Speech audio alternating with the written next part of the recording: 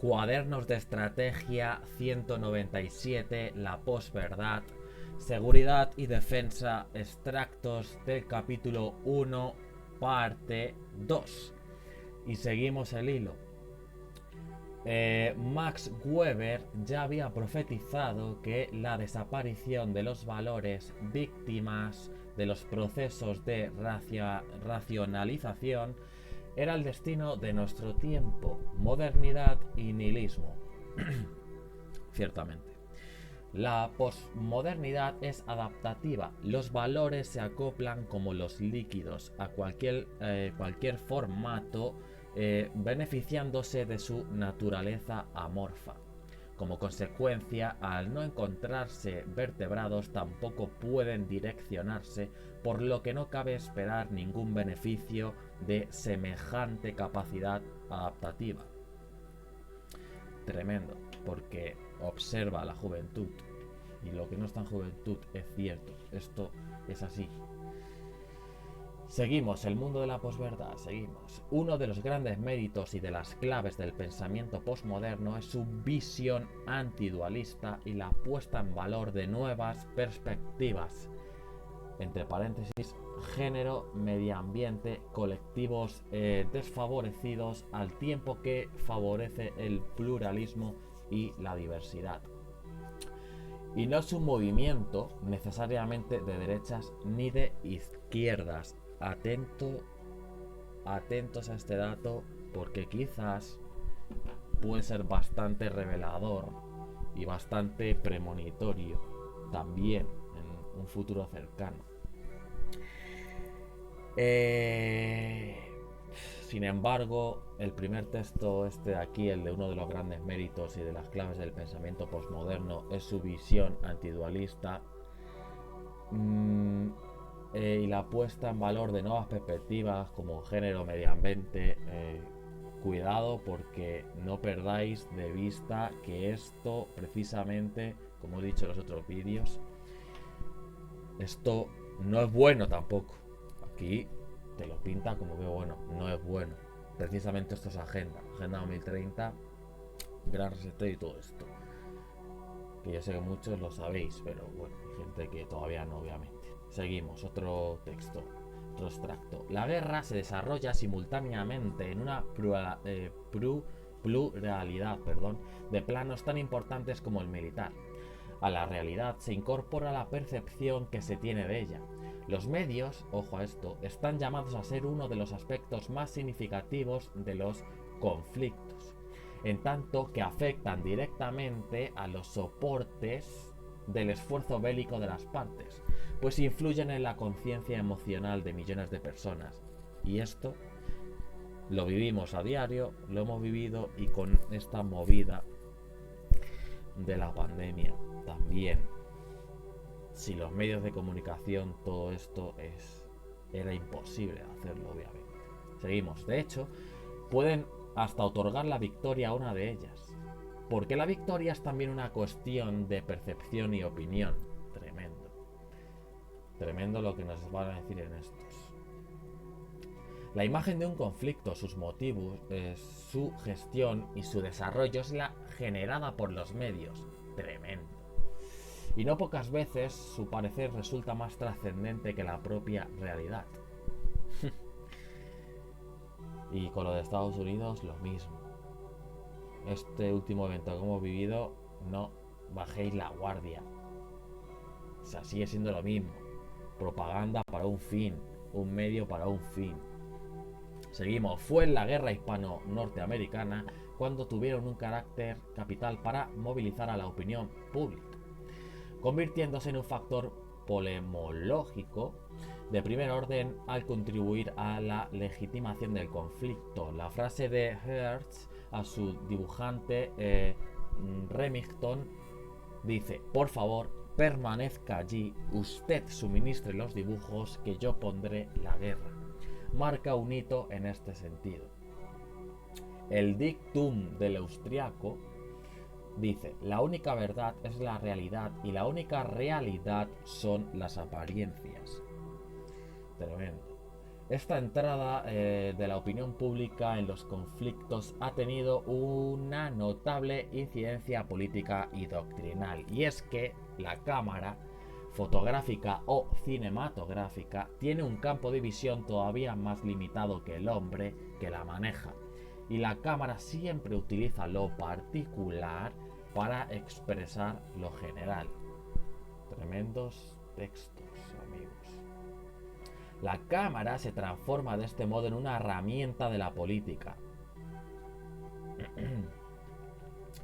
Bueno, lo dicho, en serio.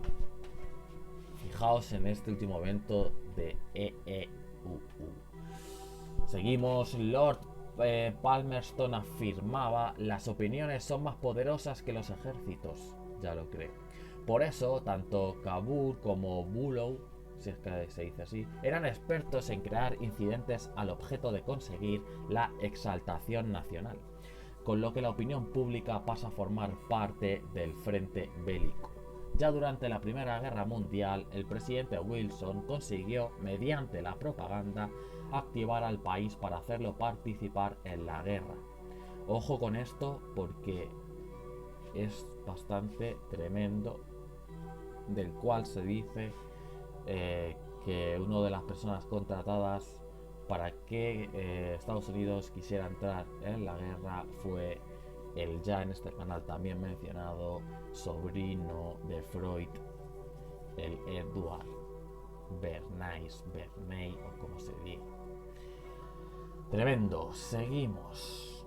Hitler, detalla Chomsky, atribuyó la victoria aliada en esa guerra a superioridad en el frente propagandístico.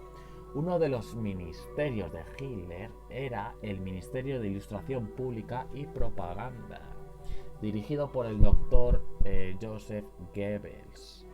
Tremendo que veáis en este documento nombren a estas gentes. Tremendo. La auténtica eclosión de los medios de comunicación en la guerra se encuentra en Vietnam. En las proféticas palabras del presidente de Vietnam, del Sur, Diem: solo la prensa norteamericana puede ser la causa de que perdamos la guerra. A partir de entonces, los conflictos incorporarán ya abiertamente una estrategia mediática a la estrategia militar, que sirva, en primer término, para la construcción del relato acorde con su visión, lo que se dice, lo que no se dice. Y es que, como digo, en la televisión todas las palabras están medidas con una intención. Por eso todo es propaganda, todo da asco. Los medios de comunicación socializan a través de gestos, de climas afectivos, de tonalidades de voz y promueven creencias, emociones y adhesiones totales. En un mundo en el que los ejércitos democráticos no pueden ganar guerras sin apoyo popular, sin un consenso real, son imprescindibles. Ojo. Simultáneamente se desarrolla un plan ofensivo, siguiendo los dictados de la propaganda política mediante fórmulas de creación tanto de héroes propios como de diablos enemigos. Ojo, esta plástica reduccionista se ha demostrado históricamente muy eficaz. Se consigue concentrando todos los argumentos en personas o recurriendo a los mitos de la guerra. Tremendo, ¿no? Tremendo este documento, amigos, ¿o no? Ejemplo de ello es el mito de Hitler, tan útil que sirvió para dar una nueva identidad a Alemania al transferirle a aquel líder la responsabilidad completa de la Segunda Guerra Mundial. El mundo de la segunda mitad del siglo XX se había vuelto complicado. El incremento de la información disponible era tan intangible que el periodista tenía que ser alguien que cribase y no solo transmitiese la información, un organizador, no solo un intérprete, alguien que haga accesibles los hechos. El problema, así, no era tanto la información, que, como se decía, hay mucha, sino la selección de la información, como apuntaba Bernays allá por el 28. Y ojo, porque citan a Goebbels, como no, este documento también nombran al sobrino de Freud. Y mirad, escogen un texto de este hombre. En teoría, cada ciudadano toma decisiones sobre cuestiones públicas y asuntos que conciernen a su conducta privada. En la práctica, si todos los hombres tuvieran que estudiar por sus propios medios los intrincados datos económicos, políticos y éticos que intervienen en cualquier asunto, les resultaría del todo imposible llegar a ninguna conclusión en materia alguna.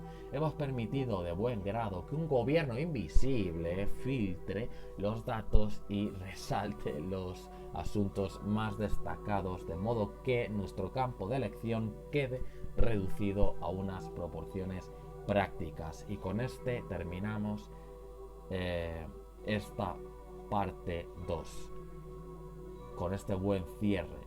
Ese gobierno invisible, sí, nombrado en el 1928 por Freud, sí, ese que sigue en el 2021, que es el que está produciendo todos los eventos que estamos viviendo y los que quedan. Por eso, como sé y como ellos lo dicen y muchos sabemos, está claro que van a seguir, pues